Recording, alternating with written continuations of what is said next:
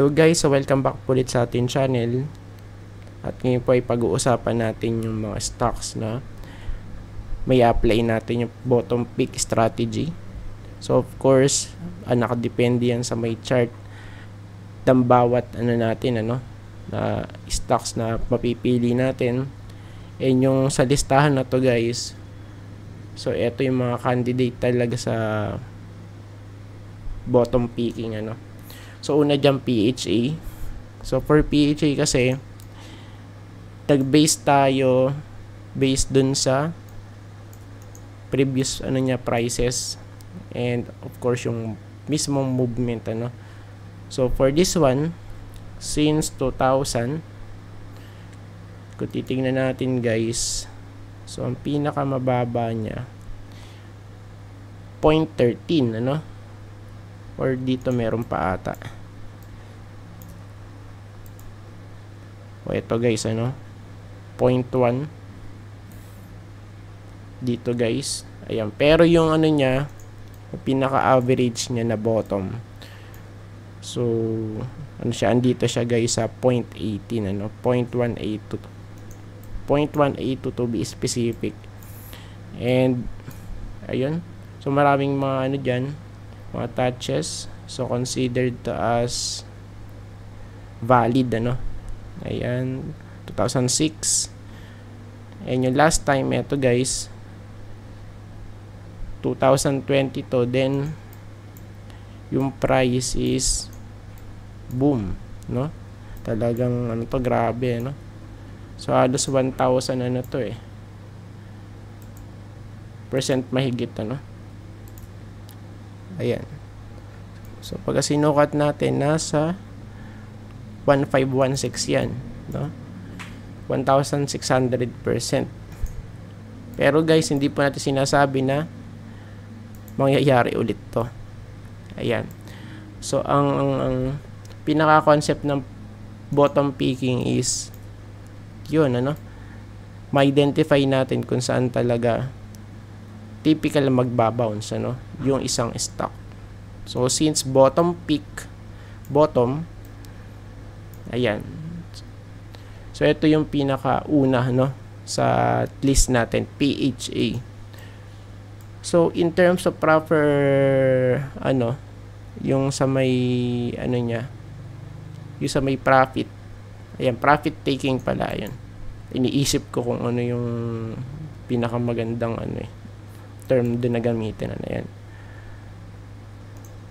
In terms of taking profit, so syempre average niyan kung saan yung pinaka or kung saan typical na nare-reject or nai-hit yung price. So for this one, hindi natin kukunin yung mga peak niyan, of course, ayan, then yung average lang so doon lang po tayo mag-i-stick sa may totoo sa pwedeng mangyari So for this one, kung kukuha tayo dito ng average na pwede niyang ma-hit, so I think at least dito guys, dito ayan, may target na tayo ayan. So from here sa baba, yung average kung saan nagbabounce 0.177, tapos profit somewhere here, I think dito guys 0.4. so almost 128%. Ayan, goods na rin guys ayan.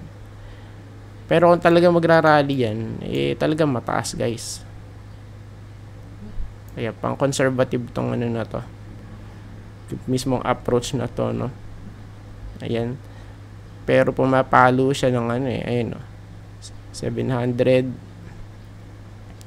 then yung noong 2020 nag 1,500 siya up to 1,600 Ayan, kung tama po yung pagkakaano natin. Kung sakto yung pagkaka-plot natin nung ano kanina. Then, next one, FRC. So, yun po yung, yung pagbo-bottom pick. Dapat may basihan, no? So, for this one, MRC, nasa 0.9 siya, pero wala pa sa bottom to. Ayan, kaya ako ibo-bottom pick to. Wait muna na malaglag 0.78, no? Ayan. So, malapit doon, 0.78. So, bakit doon? Kasi based dito, of course, nalalaglag din siya doon eh.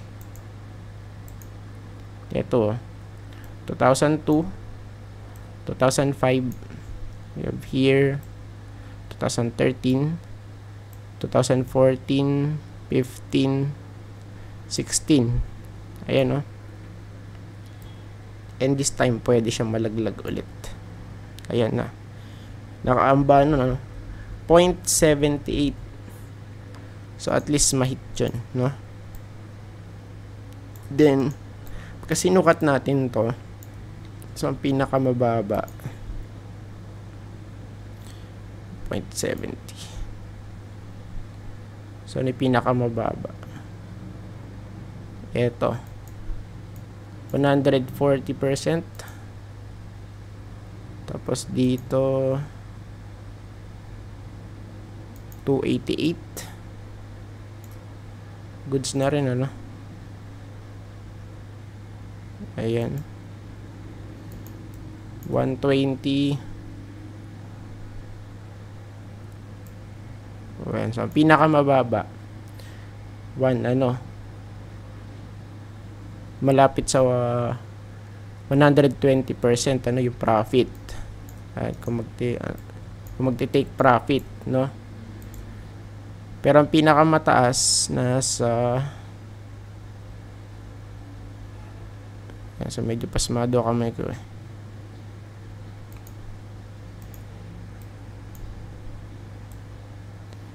So ito yung pinakamataas, guys. 1,000%. O, diba? So, this time, let's see, First to, because ito yung mababa. Ayan. So, that's why naka-include siya sa bottom peak. Pero, kung titignan natin yung mismo chart, meron pa to. Dito, guys, sa 1. Ayan, kasi marami ding mga bounces dyan. So, yun nga lang, this time is nalaglag eh. Ayan, kaya nag-focus tayo dito sa pangalawa. Ayan, sa 0.78, no? Pero sa pang-una kasi, nagbabounce din dyan. Diba? We have here yung una, ito guys. Solid dyan, no? O, diba? 900%. Sampa dyan. Ito. Ayan, parang same lang din, ano? So, halos 1,000%. Sampa. Ito pa. Ito, okay. 800%. So, ayan. So, tignan natin, guys. Let's see. So, yun nga lang. Medyo matagal to na, na mag-hold ka. 2014, tapos umangat siya. 2014 din actually. Ayan. 2013 pala to. December 2013. Then umangat siya ng 120%. September 2014. So almost isang taon. Not bad, for a 100% profit. Ayan. So yun po yung pinaka worst case. Ayan. Tas eto, worst case nga ba yun? De check natin, So, dito, 2015. Tapos yung peak. Nasaan yung peak? Ayan, oh. Ito, guys. 917 days. Ayan. So, ito atay pinakamatagal. Ito atay worst, pero pinakamataas. O, diba? 1,000% yan. So, halos mga 3 years ba? Tama? Okay. So, 3 years. Ayan. Then, kapalit niyan, 1,000%. No? Next one is, di natin save to. Dito. Ayan. So, for dito naman, ba naman kasi case na to eh. So, dati guys, nung nag-i-start pa ako, hindi pa siya dito. ISM pa yan. No? So, for this one, ang bottom niya, since nasa DOS pa tayo eh. So, support yan. Of course. Pero, based dito, no? Okay, sa higher time frame, bottom, eto. So, saan yan? Saan yan? Sa 1.15 at least. Ayan. 1.15 to 1.06 at least. Ayan. No? And kung i-check naman natin yan. So, ano yung pinaka-average? O yung pinaka-mababa? So, I think ito pwede. Dito guys, sa area na to. Sa DOS. DOS, pwede na yan. Kita na. So, pagka binatak natin, tapos hanggang dito. So, at least hanggang dito. No? Ayan. Okay na ba ito? Sige pa. Ayan. So, goods na yan. So, halos 100%. No? Ayan. So, medyo sumobra lang na konti. Not bad kasi yung iba talaga nagrarally ng malaki. Katulad for ano, MRC. So, yun nga lang, yung iba, medyo may katagalan din na hold.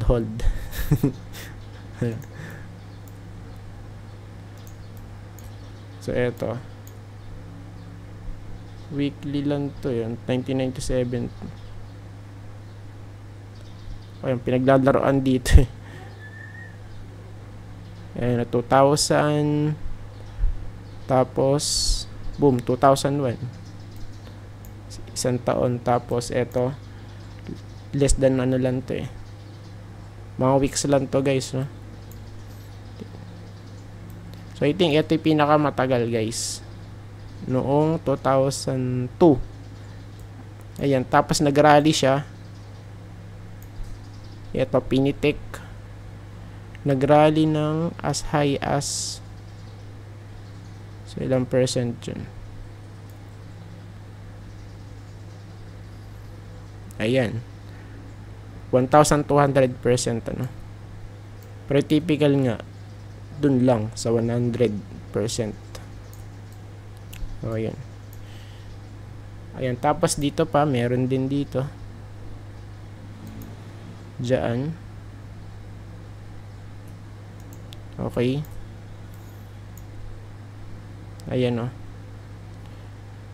So, yung last, ito. March 2020. Solid to, guys. Grabe to. Ayan, oh. And, even before, guys, eh, wala nag-aakalang babalik sa, or malapit sa piso, no? Ayan, pero nangyari. Ayun, no? Nalaglag doon, tapos nag-rally. Grabe to. Oh. Boom. 1,500%. Solid. And for now, nag-hold pa. Let's wait muna for this one, ano. Ayan. So, kung malalaglag, since nasa DOS pa, mga around 50 to 60% pa ibabagsak na to. Kung babalik dito sa baba, no? Ayan. So, estimate lang ngayon. So, kayo na mag-compute. Then, ano pa? BSC. Check natin BSC, guys, no?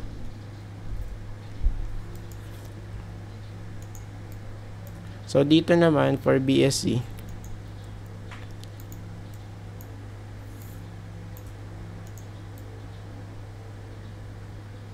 same din to.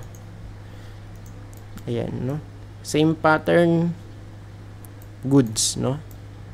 At wala naman pinagkaiba dun sa dalawang nauna kanina. Base dito, guys, ang ano natin, bottom, eto, guys. So, at least dito ma-hit, no? Around 0.127. Since wala pa dun, kaya ano muna, let's wait muna na malaglag. 0.127 to 0.1 at least, no?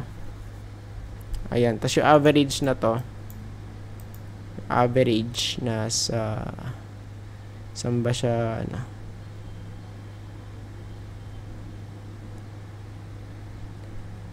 dito kasi madami, okay, pa bounce dito, so I think dito, guys, pwede. Ayan, so dyan po yung average. So pagka sinukat natin yan, so at least doon 168%. Good. Ayan. So good na rin yun, ano? Di ba? So for this one, let's wait muna, ano? Ayan. Then next one, LBC. This time,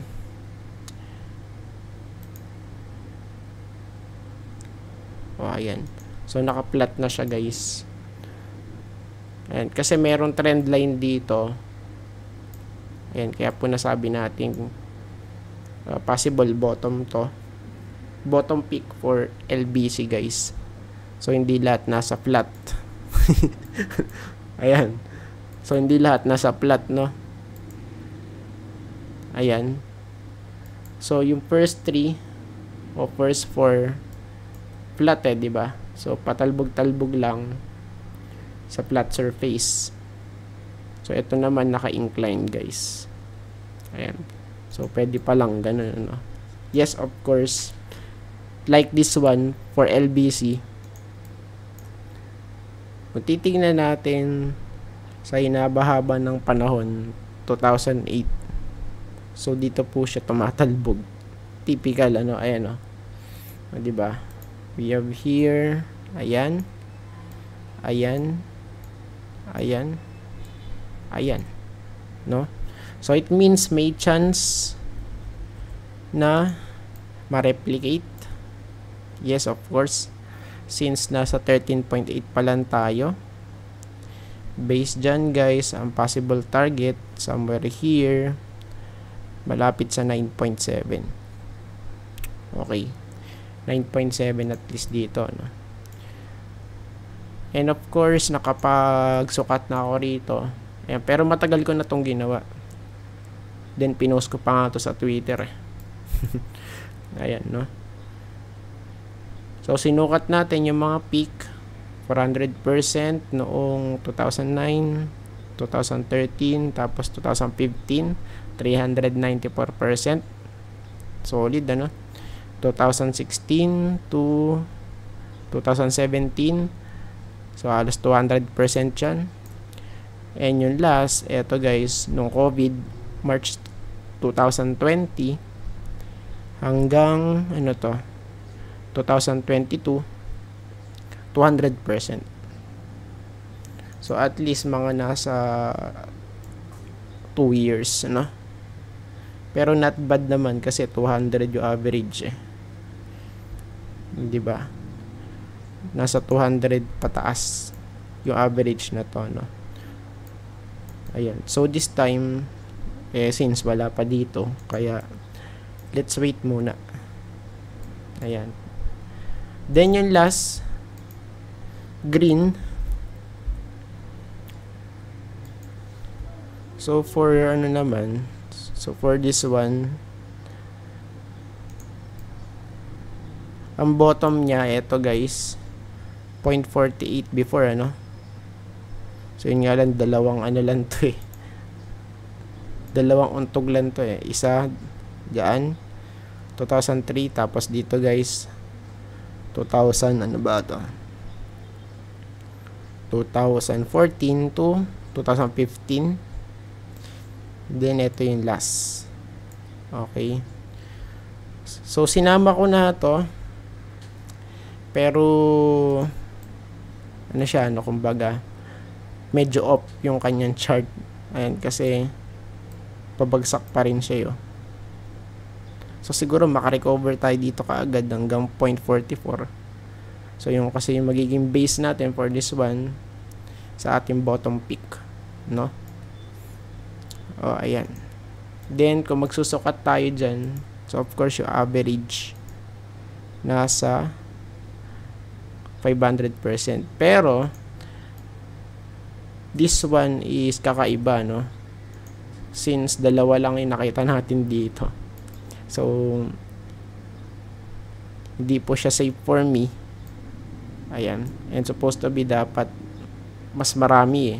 Mas maganda, no? Para maano natin na talagang bottom siya. So for this one, ayan. So kinonsider din po natin. Maybe lang. Pero base sa 6 na to, much better kung dun sa 5 lang, no? Ayan. So panggulo lang to. Pero sinama ko na rin for video purpose. Ayan, no? So page A, MRC, dito BSC, LBC. Ayan, tapos green yung huli. So I think tapos na po tayo guys, at maraming salamat po sa panonood, and see you po sa next video. Bye bye and God bless.